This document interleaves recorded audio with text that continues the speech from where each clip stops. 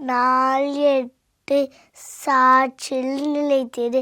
பரிசுத்தராவி உங்களிடத்தில் வரபோது நீங்கள் பலனடைந்து எருசலேமிலும் யோதேயா முழுவதும் சமாரியாவிலும் பூமி கடைசி படிதமும் எனக்கு சாட்சிகளாய் இருப்பீர்கள் என்றார்.